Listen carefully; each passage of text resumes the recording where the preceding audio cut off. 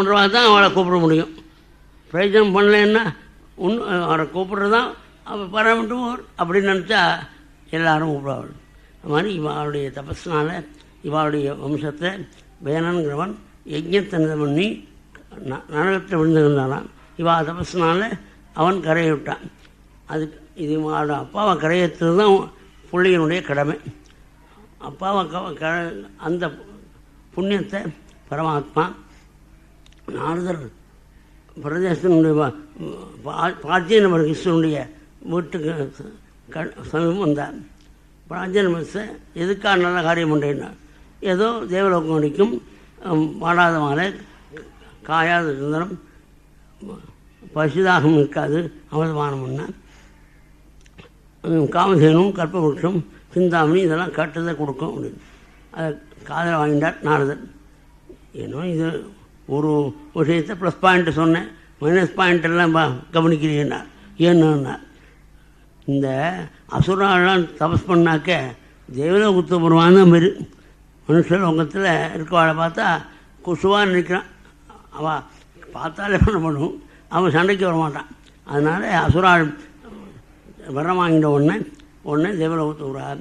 தேவலோகத்து வந்து அடிப்பன், அடித்தா பரணம் முகாது, அமராள் மாதிரி அடித்தா பரணம் முகாது. கொஞ்சம் அழுதா துக்கம் முகம், அழுக கிடையாது. தூங்கினா கஷ்டத்தை மறந்துக்கலாம், தூக்கம் வராது. கஷ்டமாக சொன்னது மகாராஜா வாண்டாண்டார். உடனே தத்துவத்தை உபதேசம் பண்ணுறேன்னு ஆரம்பிச்சு. அந்த தத்துவோபதேசமானது ஒரு கதை ரூபத்தில் அதுதானே இப்போ ஜனங்கள் பண்ணுறா. நம்ம வாழ்க்கை எப்படி இருக்கிறதுங்கிறத வாடகைகளில் நம்ம மாதிரி ஒருத்தருடைய பேரை சொல்லி எழுதுறான் கதை, அதில் தொடரும் விட்றான். அதுக்கு அடுத்த ஒரு வாரம் வாங்கிறதுக்காக இந்த வாங்கி படிக்க ரொம்ப ஸ்ரத்தையாக படிக்கிறான். இது காரணம் என்ன? நம்ம மாதிரி கதை இதை வாங்கி படிக்கணுமா?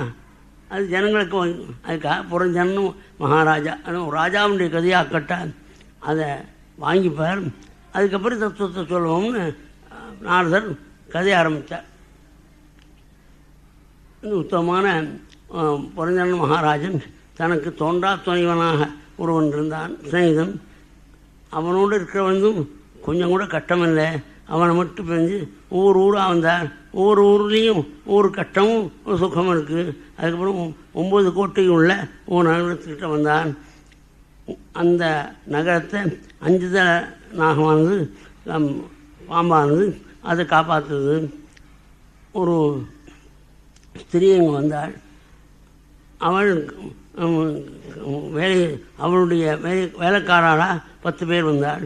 அந்த 10 வேலைக்காரரும் சரியான ரத்னாலயத்துக்கு ஒரு மேஸ்திரி வந்தான். அந்த ஸ்திரீனிடத்தில் சங்கீதமாக கல்யாணம் பண்ணான். கல்யாணம் பண்ணி சுகத்தை அனுபவிக்கிறான். அவளுடைய வேலைக்காரா அங்கெங்கும் போய் பணத்தை திரட்டி குடும்பத்தை நடத்துகிறான்.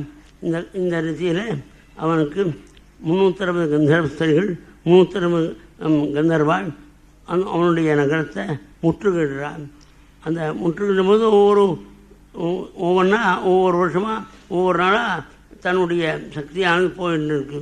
இதில் ஒரு மிளேச்ச ராஜா பிரஜாரன்கிற தன்னுடைய சகோதரனாலையும் சின்ன சின்ன சேனைகளை அனுப்புகிற பொழுது அவன் கஷ்டப்படுறான். அதுக்கப்புறம் தானே மிளேச்சன் வந்து குடவளையை பிடிக்கிறான். குடவளை பிடிக்கும்போது இந்த புரிஞ்சன் அம்மா தன்னுடைய பத்னியை நினச்சிக்கொண்டு காரமானம், நான் போன பிறகு இவள் எப்படி குடும்பத்தை நடத்துவள் அப்படின்னு நினச்சான். அந்த எண்ணத்தோடு காலமானதுனால எம்மம் விஸ்மன் பாவம் தஜத்தி அந்தே கலைபுரம் தந்தமே வைத்து கவுந்தையா சதா பாவம். எந்த ஞாபகத்தோடு உயர்படுறானோ அந்த ஜென்மாதான் மறுஜென்மா வந்துடுச்சு. விதர்பராஜபுத்திரியாக பிறந்தான். அப்போ மலையத்வஜனுக்கு வாழ்க்கப்பட்டான். மலையத்வஜன் மகாபக்தனானால அவனோட தருணத்தை எப்போதும் பூஜித்து அவன் காட்டுக்கு போனபொழுது தான் அவனோடு போனாள். அவன் காலமாயிட்டான். அப்பொழுது தன் உயிரப்படணும்னு விதர்பராஜா புத்திரியாக பிறந்த இந்த புனிதன் கதற பொழுது அங்கே ஒரு பிராமணன் வந்தார். அதாவது நீ விதர்பராஜ பத்திரிகையில் இல்லை, நான் நீங்கள் ஒன்றும் நம்ம 2 பேரும் ஹம்சபட்சிகளாக அன்னபட்சின்னு எதுக்கு பேர் நீரும் பாலும் கலந்ததா, பாலும் நீரும் வேற பிரிக்கக்கூடிய சக்தி ஹம்சத்துஜான சாதுக்களுக்கு தான் சித்தடத்தை பிரிக்கக்கூடிய சக்தி. சிதாக்காரமான ஆத்மஸ்வரூபம் இங்கே இருக்குது, ஜடமான சரீரத்துக்கு என்ன யோகிதை அப்படின்னு பிரிக்கிற சக்தி இருக்கனால அவளுக்கு அந்த நீ அப்படின்னு சொன்னோடனே அந்த விதர்பராஜ புத்தியாக பிறந்தவன் ஹம்சபட்சி ஆகிட்டான், வந்தவரும் ஹம்சபட்சி ஆகிட்டார். 2 பேரும் வந்து விளையாடுறான்னு இந்த கதையை முடித்தார். புரியுதான்? கவயஸ்தத் விஜானந்தி நவஜம் கர்மமோகிதாக. இப்போல்லாம் எப்படின்னா உபன்யாசம் பண்ணுறார், அவருடைய உபன்யாசத்தை இவன் சர்டிஃபிகேட் கொடுப்பான். தனக்கு புரியலன்னு நினச்சிக்காம அவர் சொல்ல இல்லை, போர் அடிக்கிறார் அப்படிமா. இவர் மகாராஜா நாரதரை பார்த்து கவிகள் ஞானிகள், கவிகள்னால் சம்ஸ்கிருதம் ஞானின்னு அர்த்தம், ஞானிகள்லாம் புரிஞ்சப்பாள் அறிவியல்களான எங்களுக்கு புரிகிறேன், எனக்கு புரியும்டா சொல்லும். புரஞ்சனன்னு புராணி ஜனயதீதி புரஞ்சனா, சரீரத்தை எடுத்துக்கொள்வது ஜீவன், அதனால் புரஞ்சனா ஜீவாத்மான்னு அர்த்தம். இதை ஒன்றுக்கு மட்டும் அர்த்தம் சொன்னேன், இது மாதிரி எல்லாத்துக்கும் அர்த்தம். அதை இங்கே போட்டு வச்சுக்கிட்டு ஒரு வாத்தியார் வேலை பண்ணாக்க உங்களுக்கு புரியும், புரிஞ்சன் ஜீவன் அப்படின்னு சொன்னாங்க. அதுக்காக இது தாத்பரியத்தை மட்டும் சொல்கிறேன். ஜீவாத்மா பரமாத்மாவோட 2 கலந்துருக்கும் போது துக்கமே இல்லாமல் ஆனந்தமாக இருக்கா. அதை மறந்த பொழுதும் ஒவ்வொரு இடமா வந்தால் திருப்தி இல்லைன்னா ஒவ்வொரு சரீரத்தில் புகுந்த பொழுது கஷ்டம். அது ஆடாமானா பிறந்தால் அப்போல்லாம் பூர்ணமான சௌக்கியம் இல்லை. 9 கோட்டிகள் நடக்கணும்னா இந்த மனுஷ சரீரத்தை வந்தால் அங்கே ஆனந்தம் பண்ணும். இந்த நவத்வாரம் உள்ள சரீரத்தை 9 கோட்டி உள்ள நகரம்னு சொல்லணும். அங்கே வந்தோடனே ஒரு திருப்தி இருக்குது. அங்கே ஒரு ஸ்திரீ வந்தாள்னு புத்தி, அதாவது நம்முடைய கர்மாவை அனுசரித்து நம்முடைய புத்தி அமையும். புத்தி கர்மானுசாரணி, அதாவது இவனுடைய புத்தினாலே அந்த உத்தியோகம் வேண்டாம், இந்த உத்தியோகத்தை போவோம், இதெல்லாம் சௌரியம் இருக்குன்னு. அப்புறம் வந்து அவர் சொன்னார், அதனால் இந்த உத்தியோகத்தை எடுத்தேன், இல்லாட்டா நான் சௌரியமான நைட் டியூட்டி பகல் டியூட்டி பார்க்க வேண்டாம். ஒத்தரை வேணா சொல்லப்படாது. இவனுடைய கர்மா என்னது, அவர் சொன்னால் கேட்டுவோம், நம்ம இருக்கிறதே இருக்கும். இப்போ அது சன்ரைஸ் பண்ணிட்டான், நைட் ரைஸ் பண்ணிட்டான். அந்த கம்பெனியில் நான் விட்டுட்டு வந்தேன், சௌரியமாக இருக்கிற கம்பெனி ஆஃபீஸராக போயிருக்கலாம். எப்போது நைட் டியூட்டி மகள் டியூட்டி மாட்டு இதில் கஷ்டப்படுறேம்மா வந்தது. அப்போ சொன்னவருடைய வார்த்தை நல்லதுன்னு நினச்சா நீ போனது எது உன்னை அந்த மாதிரி நல்லது நினைக்கிறது. புத்திக்கு கர்மானுசாரி, நம்முடைய கர்மாவனால் நம்முடைய புத்தி அந்த புத்தியை அனுசரித்து ஜீவாத்மா லோகத்தில் பிரவர்த்திக்கிறான். 10 வேலைக்காரன் யார்? பஞ்சேந்திரியங்கள், கர்மேந்திரியம், ஞானேந்திரியம்னு 5 10 வேலைக்காரன். இந்திரியங்கள் எப்படி மனசு சொன்னால்தான் மேஸ்திரினுமே, மனசு மேஸ்திரி. அந்த மனசு எங்கேயோ இருந்தால் கண்ணால் முன்னால் இருக்கவா தெரியாது. அந்நத்திர மன அபூவம் நாத்ராட்சம் நாஸ்ரௌஷம். மனசு எங்கேயோ இருக்குது, முன்னால் இருக்கக்கூடிய வேண்டியவரை கவனிக்காமல் இருப்பான். என்னப்பா நம்மளை கவனிக்கலை, நீ வந்தே தெரியாது அப்படின்னு. இப்போ எங்கேயோ இந்த உபன்யாசம் வந்திருக்கேள், வீட்டை சரியாக பூட்டணுமோ பூட்டலையோ அப்படின்னு கொஞ்சம் நினச்சேன்னா பூடுவாங்க மனசு. இந்த சொல்கிற கதையெல்லாம் அதில் போகுது. அந்நத்திர மனாபவும் நாசௌஷம் காதுக்கு மாதிரி. ஜீவாத்மா புத்தி சொன்னபடி மனசு பிரவர்த்திக்கபடி இந்திரியங்களை கொண்டு சுகத்தையும் துக்கத்தையும் அமைத்து கஷ்டப்படுறது.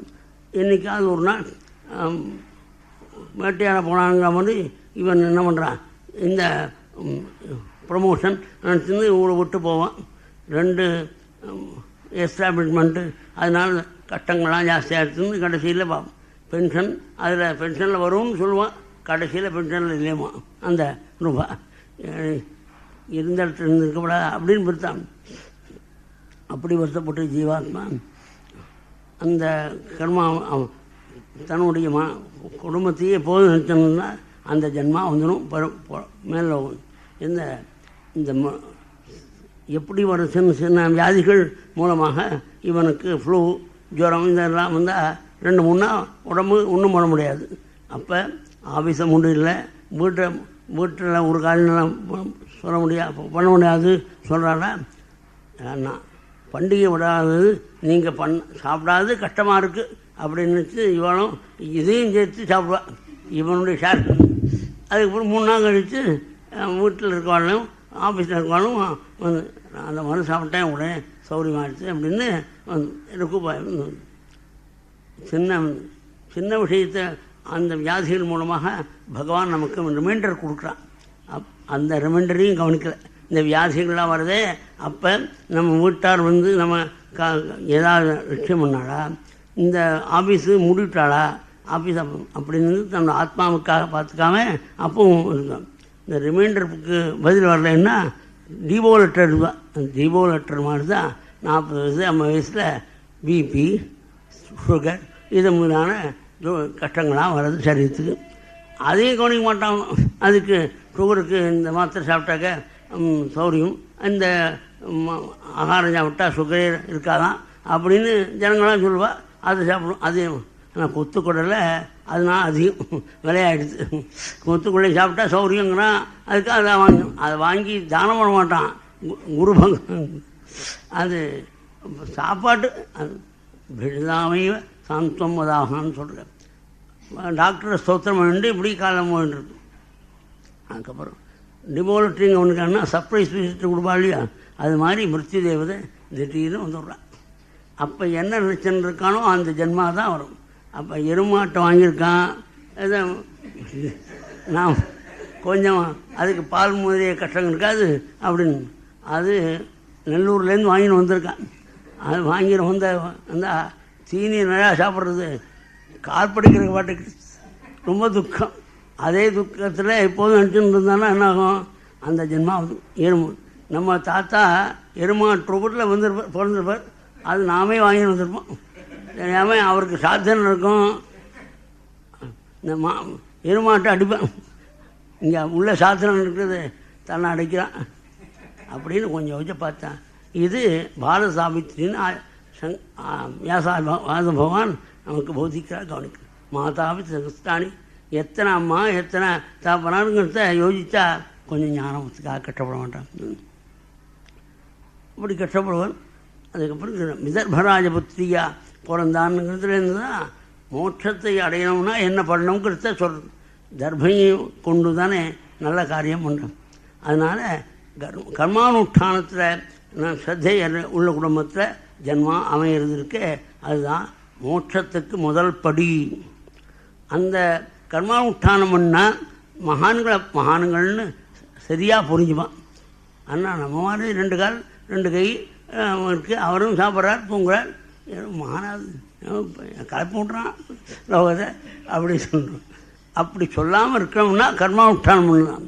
இந்த கர்மானுஷ்டானம் பண்ணவாளுக்கு பக்தனை பூஜை பண்ணணும், பக்தனோட நெருங்கி இருக்கணும், பக்தன் பேசுகிறத கேட்கணும்னு. அது மாதிரி மனயுத்தனுக்கு வாக்குப்பட்டான்னு சொல்கிறது அந்த பக்தனை சேவிக்கணும். அந்த பக்தன் உத்தம ஞானத்தினால மோட்சத்தை அடைஞ்சிடுவான். அவன் அடைஞ்ச பொழுது தான் அந்த பக்தனை விட்டு பிரிஞ்சு உயிரை விட்டுள்ளான்னு நினைக்கிற பொழுது அங்கே ஒரு மகான் வந்து தத்துவத்தை சொன்னார்னு நிலைமை அன்னவற்றின்னு. அது யார்? ஞானி. பகவான் நினைக்கிறதுனால ஞானி ரூபத்தில் பகவான் ஒருத்தர் வந்து அந்த அவர் சொல்கிற உபதேசத்தை கண்டு இவன் தன் சுரூபத்திலிருந்து மோட்சம் அடைகிறான். இதுதான் இந்த கதாபாகத்துக்கு தாத்பரியம். அதாவது உபநிடத்திலே கதை இருக்குது. இந்த ஜீவன் ஒருவன் ராஜாவாக இருந்தவன் சண்டை போட்டத்தில் எதிரி ஜெயிச்சு விட்டான். ராஜாவுக்கு புள்ளை இருந்தது, அந்த புள்ளையும் கொண்டு போய் காட்டில் போட்டு விட்டான். இந்த ராஜ்யத்தான் இருக்கு. இந்த மந்திரி ராஜாவை எதிரி ராஜாவை எதிர்த்து ஓட முடியாது பண்ணிவிட்டான். அதுக்கப்புறம் ராஜ குடும்பத்தில் ராஜ்யம் ஆளணுங்கிறதுக்காக ராஜகுமாரன் இந்த மச்சத்தோடு இருக்கான், அவன் எங்கேயாவது இருப்பான், தேடி வாழ்னாலாம் மந்திரிகள்கிட்ட ஜூஸ் தேடலாம். அந்த மந்திரி புறப்பட்டான், காட்டலாம் தேடப்பட்டான். ஒரு பையனை பார்த்தார். அவனுடைய மச்சத்தின் மூலமாக அறிந்து நீ ராஜகுமாரன். அவன் கையை கட்டி வாய் பொத்தி, ஐயம்மா அந்த மாதிரி சொல்லப்படாது, நான் பவ்யமாக இருக்கேன், தப்பை கொண்டவன் அப்படின்னு தைரியமாக தன்னை வேடன்னு நினச்சிக்கிண்டு அவர்கிட்ட ரொம்ப முடியாத போச்சு. அந்த மந்திரி மேலும் மேலும் சொல்லப்போ கொஞ்சம் விடவனாக இருக்கும், ராஜாவாக இருக்குமோ அப்படின்னு கொஞ்சம் நிற்கிறான். பூர்ணமாக நல்ல ஞானத்தை தத்துவம் ஸ்வேத கேது அப்படின்னு 9 தரம் சொன்னோடனே அகம் பிரம்மாஸ்மின்னு வந்தார்னு கதை வேதாந்தத்தில் இருக்கு. அந்த மாதிரி விடாமல் இந்த மந்திரி எடுத்து சொல்கிற பொழுது தன் ராஜகுமாரன் தெரிஞ்சுக்கிறான். உண்மையில் இவன் ராஜகுமாரனா அந்த மந்திரி பண்ணலை, தன்னிடத்தில் ஏற்றுக்கொண்ட வேடுவர்கள் காப்பாற்றினத்தை வேடுவர்களும் தான் அப்படின்னு நினச்சிருந்தான். அந்த எண்ணத்தை போக்கினான். இப்போ நான் பிறந்ததுலேருந்து கட்டப்பட்டுருக்கக்கூடிய ஜீவன் ஒரு நாளைக்கு உனக்கு அது கஷ்டோகா கோமுகான்னு சொன்னாக்க பிறந்தவனுக்கு கொண்டு துக்கம்தான், சொக்கம் எது மோகம் எதுங்க அப்படின்னு வேதாந்தம் சொல்லி கொடுக்குற அசடுன்னு இருப்பார். அவர் என்ன தெரிஞ்சுக்கல, அவருக்கு அப்படியே முடிஞ்சது அப்படி தான் முடிஞ்சிடும். அப்புறம் கொஞ்ச நாள் ஆக அந்த வேதாந்த சிரவணம் பண்ண அந்த தன்னுடைய சுரூபத்தை தெரிஞ்சு வீரிய சௌரிய காம்பீரியத்தோட மந்திரின்னு புறப்படலாமாம். முதல்ல தைரியம் இருக்கிற அஜ்ஞானம் இருக்கிற போது தைரியம் இந்த மந்திரியை பார்த்து கை கட்டி வாய் ஓட்டி இப்படி தான் பவ்யமாக காமிச்சான். தான் ராஜான்னு தெரிஞ்ச உடனே புறப்படலாமா. அவங்க வீரிய சௌரிய காம்பீரியங்கிற வார்த்தை பெரியவா சொல்லு. இந்த பெரிய அந்த மாதிரி பெரியவாட்ட கட்டுத்தான் இங்கே ஓட்டும். அது மாதிரி ஆத்மஸ்வரூபத்தை ஆச்சாரியன் எடுத்து காமிக்கிற போது தான் தன் சுரூபத்தை தெரிஞ்சு ஆனந்தப்படுறாங்கிறது கதை. அந்த பகவானுடைய தருணத்தை எப்படி எடுத்து ஆகுது, இந்த பாகவதத்தை ராமாயணத்தை படிச்சுன்னு இருந்தால் தானாக பக்தி யோகம் சகாச்சிராதேபராஜருஷே பக்தி யோகஸ்தம் சாத் அச்சுதகசாஸ்ரய ஷண்மதானஸ்ய நித்தியதாஸ்யாதனைத்யம் அதீயதா. விடாமல் தினம் படிச்சுருக்கும், விடாமல் தினம் கேட்கணும். அது சொல்கிறோம். நித்தியதாங்கிறத அண்டர்லைன் பண்ணுறது ரொம்ப தினம் சாப்பிட்றது இல்லையா, அது மாதிரி தினம் படிக்கணும், தினம் கேட்கணும். அது என்ன அது அது கேட்குறது எங்கே எத்திர பாகவதாராஜன் சாதபூஷிதாசயாக பகவத்குணானு கச்சன சிரவண வியக்ரதை. பகவானை பேசுறது, பகவானுடைய சரணத்தை கேட்கறதுங்கிற காரியத்திலேயே ஈடுபட்டிருக்கா. அப்பேற்பட்ட மகான்களுடைய சந்நிதி போனால் அவள் கதையை சொல்லுவா. கதை எங்கே 4 பக்கம் பரவும். அதை காது கொடுத்து கேட்டேன்னா பசி தாகம் சோகம் மோகம் ஒன்றும் இருக்காது. தானஸ்வசந்தி அசன பேதோக்காது. எது காரியம் ராஜர்ஷே என்னும் பகவான் சந்தோஷப்படக்கூடிய காரியம்தான் காரியம். இதெல்லாம் கர்மா. தற்கர்ம ஹரிதோஷம் எது சா வித்யாசமி. எந்த புஸ்தகம் படித்தா பகவான் அடிக்கடி ஞாபகம். அது மாதிரி சொல்கிறாருந்தா நாராயணி ஒன்று தான்.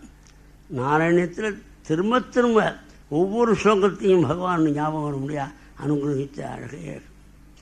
அதுதான் படிப்பு. ஏதோ படிச்சுட்டா 20,000 30,000 வருதுங்கிறானே இந்த கம்ப்யூட்டர் மூலம் சொல்கிறேன், இதெல்லாம் படிப்பு இல்லை அப்படின்னு புத்தம் சொல்கிறது. நான் சொல்கிறேன் சா வித்யா தன்மத்தியா ஹரி தேவதாமாத்மா சுயம் பிரகதீஸ்வர தத்வாத்மூலம் சரணம் யதா க்ஷேமோ நம. இந்த பகவான் தான் நமக்கு ஆத்மஸ்வரூபம். அவன் திருமடியில் பக்தி பண்ணால் எந்த இடத்துலையும் யார் மூலமாயும் எந்த விதமான பயம் கிடையாது அப்படின்னு தெரிஞ்சவன் தான் வித்வான். அவன் தான் வித்வான். ஏதோ ஜஹா கஜஹான்னு சொல்லி பாடம் சொல்கிறானே அவன் வித்வானே. இது பகவானுடைய தருணத்தை பிடிச்சிருந்தா க்ஷேமம் உண்டு மோட்சம் உண்டுன்னு சொல்கிற வித்வான் தான் குரு. அவர் தான் ஞானி குரு. அவன் அதையும் சொல்வானே சகுரு ஹரிஹி, அவன் பரமாத்மா. இவ்வளோ சொன்னார் நாரதர். அப்பவும் வரைஞ்சிருக்கு பிள்ளைகள் வரட்டுமே சவுஸ் போயிருக்கார். அவள்கிட்ட இந்த ராஜ்யத்தை ஒப்படைச்சிட்டு நான் போகலாம்னு சட்டம் உட்கார சொன்னார். தோட்டம் தெரியுதே பார்த்தீரான தெரியலேன்னு சொன்னால் அசடுன்னு நினைப்பவனுக்கு தெரியுதுன்றார். அந்த தோட்டத்தில் ஒரு மான் இருக்கே தெரியுதான் ஆஹானார். அந்த மான் புஷ்பத்தில் உள்ள தேனுக்கு நாக்கு நட்டு புஷ்பத்தில் உள்ள பருவத்துக்கு மூக்கை பறிக்க கொடுத்து புஷ்பத்தில் உள்ள அழகுக்கு கண்ணை பறிக்க கொடுத்து எதிர்க்க சென்னாய்கள் பத்தது இதை சொந்து அடிக்கிறதுக்காக அதை கவனிக்காம பின்னே வந்து வேடன் பாடம் போட்டான். என்னன்னார் உமா தான் சொன்னார். என்னது மாநீர் கடைசியில் என்னென்ன உமா தான் க்ஷுத்தரம் சுமனஸ்தன்மனாம் ஸ்ரீராமாஸ்திரமே புஷ்ப மது கந்தமது க்ஷுத்தம் கர்ம கர்ம விபாகஜம் காமசுக்கரமம் ஜெய்க்கூபத்சாம் ஜென்மந்தம். இந்த உலகமாகிற தோட்டத்தில் இந்த ஜீவனாகிரமான் தன்னுடைய பத்னி அழகு, தன்னுடைய புத்திரியின் அழகு, தன்னுடைய பிள்ளையின் அழகெல்லாம் கண்ணுக்கு ஆனந்தமாக சொல்லிக்கொண்டு குழந்தையினுடைய டான் பேசுகிறத ஏதோ ஒரு அதை கொண்டு எப்போதும் அதை பேசிக்கொண்டு குழந்தை 2 நாள் தான் போனான் பள்ளிக்கூடத்துக்கு, என்னமா டிங் டாங் சொன்னான் அப்படின்னு சொல்லிட்டு அந்த குழந்தைகளுடைய மழை சொல்லுக்கு காதப்படி கொடுத்தும் நல்ல சைட் டிஷஸ்ன்னு சொல்கிறாள். இந்த பதார்த்தங்களுக்கு மனசை கொடுத்தும் மனசை கொடுத்தும் இவங்க சாப்பிட்டுன்னு தூங்கின்னு இருக்கான். அப்போ தெரியும் தன்னுடைய ஆயுசு ஒவ்வொன்றா போடுது. இந்த நாங்களில் இப்போ 96 சமீபத்தில் படுக்க போடுது. அதுக்கு சில பேர் அன்னன்னைக்கு கழிக்கக்கூடிய காலண்டர் வாங்கிப்பா. அந்த காலண்டர் கழிக்கும் போது ஒடிக்காலும் ஆகா ஒரு நாள் போயிடுத்து 24 மணி நேரத்தை என்ன பண்ணினோம் அப்படின்னு நினச்சி பார்த்துக்கணுமா பார்த்து அது மாதிரி அதுக்கப்புறம் அந்த மாதிரி இந்த சென்னாய்கள் பார்த்துக்கணும் போது வேடன் போட்டான். வேடன் மாதிரி பின்னே வந்து என்றைக்கு வரும் ஆஃபீஸில் வேலை செய்யும் போது அப்படியே சாஞ்சி விட்டார் சேரில் அப்படின்னு என்ன ஹார்ட் அட்டாக் அப்படிங்கும்போது வேடன் பொருட்கள் இப்போயே பொருட்டு இங்கே கபிலவாசுதேவனுடைய சந்நிதி வந்து பரமாத்மாவை பஜமணி மோட்சணஞ்சரா பிராச்சீன மனசு கபிலவாசுதேவனுடைய அனுகிரகத்தினால இந்த பிரஜேசுகள் 10,000 வருஷம் பஜனை பண்ணுறாலே அவளுக்கு நேர தர்சனம் கொடுக்குறாள். அதாவது காமனை இல்லாமல் பகவானை பஜனை பண்ணால் 2 மடங்கு சந்தோஷங்கிறது காமிக்க 8 கைகளோட சுபர்ணஸ்கந்தமாரூடாம் வேணுசங்கபிவாமுதா பீதபாசாமனிக்ரீவா குர்வன்னு மிதுபராதிஷா அஷ்டபுஜத்தோட அஷ்டவிதமான செல்வாயுதங்களோடு பகவான் தரிசனம் கொடுத்து தானே சொல்கிறார். ஆஜாஜதாமபி துவமே பகவரும் ஜபராத் வரான்னதான். இந்த பிரதேசத்தில் கற்கிறது முன்னாலே உங்களை நினைக்கிறவாளுக்கு பிராத வாத்சல்யம் ஏற்படும். பிராதாக்கள்லாம் ஒத்துமையாக இருப்பாள். அவள் இப்போ தஸ்ய பிராதரும் ஆத்மசமயம் இருக்காள். பிராதா அவன் வேற நான் வேற, அண்ணா வேற நான் வேறேன்னு நினைக்க மாட்டானா. அவன் இந்த கதை கட்டுவாள். உங்களை நினைக்கிறவாள். நீங்கள் பண்ண ருத்ரகீத பாராயணத்தை தினம் ஒரு தினம் காலமே சாமியும் யார் படிக்கிறாளோ அவளுக்கு எல்லா லாபமும் கொடுக்குறேன். அதுக்கு பிரஜாஞ்ச சோபனா பிரம்மஜானத்தையும் கொடுக்குறேன் அப்படின்னு சொல்கிறாங்க. இப்படி பகவான் ஸ்தோத்திரம் பண்ணும்போது நீங்கள் வாட்சிங்கிற கண்ணிக்கையை விவாகம் பண்ணிக்கணும்.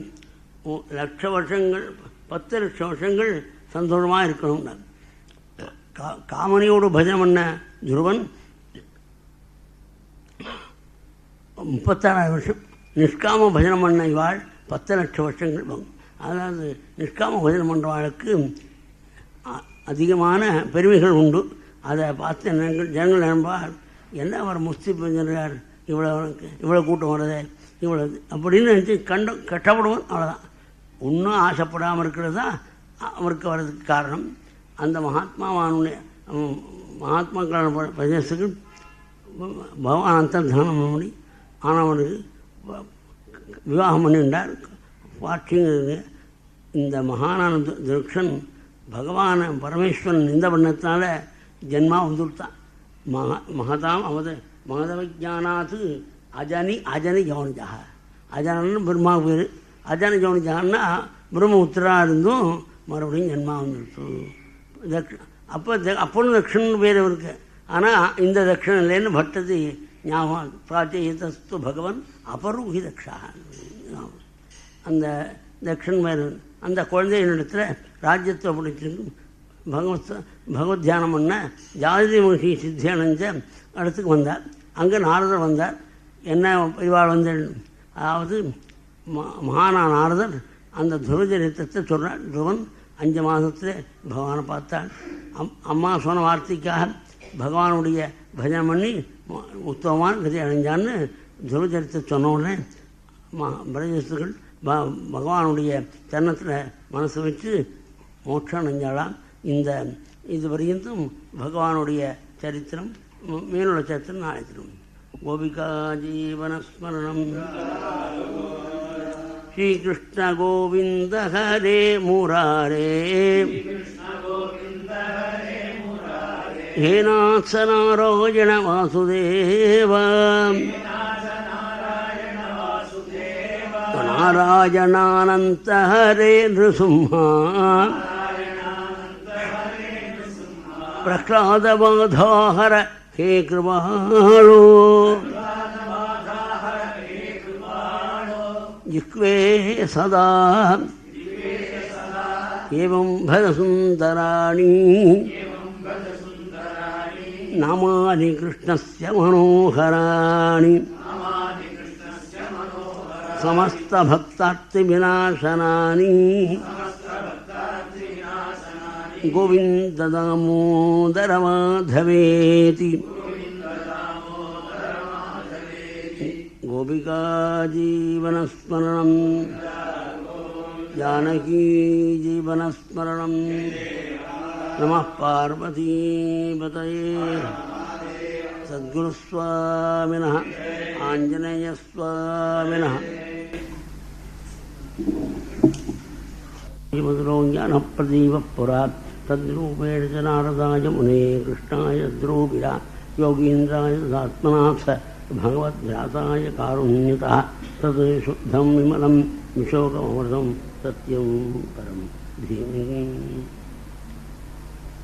यं प्रव्रजन्तं वेदकृत्यं दीपायनो विरकादरजुहावात् पुत्रेति तन्मयतया सर्वोभिनेदुः तं सर्वभूतहृदयं मुनिमानतोऽस्मि नारायणं नमस्कृत्य नरं चैव नरोत्तमं देवीं सरस्वतीं व्यासं ततो जयमुदीरयेत् पराङ्कृतमद्बन्धं परं ब्रह्म नराकृति सौन्दर्य सारसरस्वं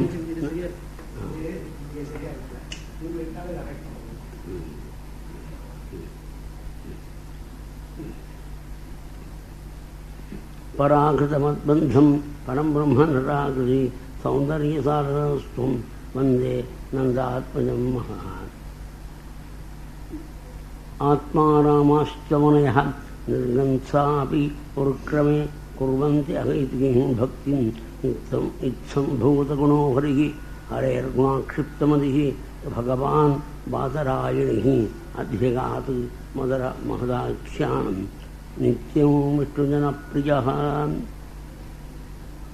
नोऽन्तः प्रमिश्रो वाचो मां प्रसुप्तां सञ्जीवयति अक्षयधरः सुधाम्ना अन्यांश्च हस्तचरणश्रवणत्वगादीन् प्राणान् नमो भगवते पुरुषाय तुभ्यम् अपेक्षणार्थं कलयन्ते त्वाम् अप्लवयन्तं विशदैर्मयूखैः वाचां प्रवाहैः अनिवारितेस्ते मन्दाकिनीं मन्दयितुं क्षमन्ते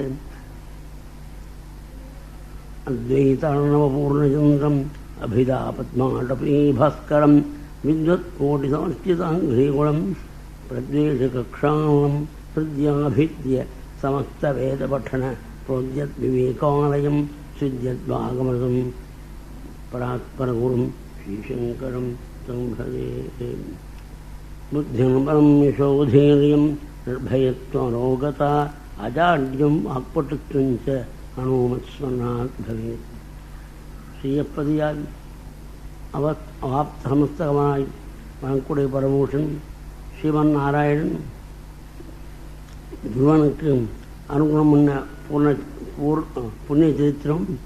அந்த வம்சத்தில் தோன்றிய வேணன் பிரசு